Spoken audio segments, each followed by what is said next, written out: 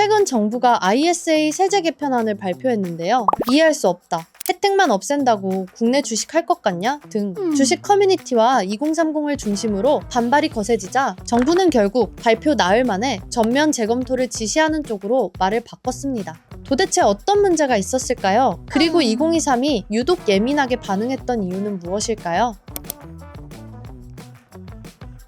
논란의 중심은 개인 종합자산 관리 계좌 ISA였습니다. 해외 주식 ETF 등에 장기 투자를 할 때 비과세 혜택을 받을 수 있어 필수 절세 통장으로 활용되어 왔는데요. 정부의 개편안은 목돈을 마련할 기회를 뺏었다는 겁니다. 개편안엔 두 가지 핵심 포인트가 있었는데요. 첫 번째로 ISA의 만기를 5년으로 제한하고 납입한도 2월을 폐지하겠다는 점입니다. 기존에는 만기를 연장하며 장기 투자가 가능했고 미사용 한도도 다음 해로 2월시킬 수 있었는데 이걸 차단하려 한 거죠. 둘째, 생산적 금융 ISA의 신설입니다. 국내 주식과 펀드 투자 시 발생한 이자와 배당 소득에 전액 비과세 혜택을 주는 계좌지만 청년층 수요가 높은 ETF 등은 대상에서 제외되었습니다. 이렇다 보니 기존 일반 ISA의 혜택을 줄여 국내 증시로 자금을 강제 이동시키려 한다는 비판이 제기된 거죠. IS 재직 세제 개편하는 거에 대한 문제가 사실은 폭넓게 이제 청년층들에게 혜택 주는 그런 측면은 아닌 것 같거든요. 예를 들어서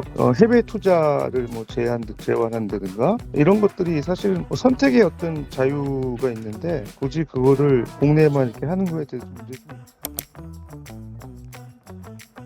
입법 예고 기간 동안에도 반대 여론이 우세했습니다. 국민참여입법센터에는 수백 건이 넘는 반대 의견이 접수되었죠. 기존의 절세 계획을 침해하고 국내 증시 부양의 부담을 개인 투자자에게 전가한다는 지적이 이어졌습니다. 결국 정부는 전면 재검토에 들어갔고 기존 ISA 가입자의 만기 및 2월 혜택을 현행대로 유지하는 방향으로 선회했습니다.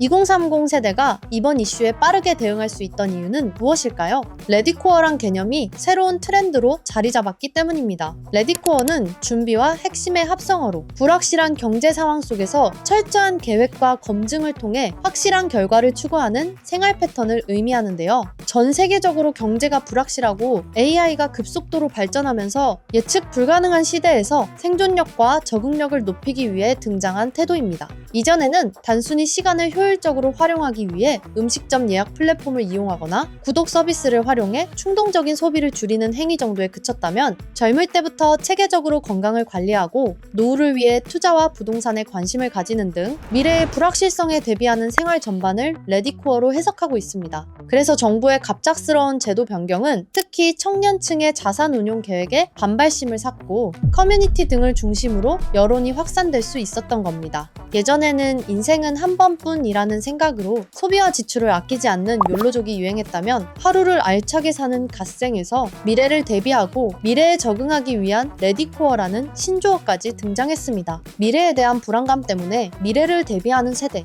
갑작스러운 개편을 부정적으로 생각할 수밖에 없었을 것 같네요. 세이 더 트렌드 다음 시간에 뵙겠습니다.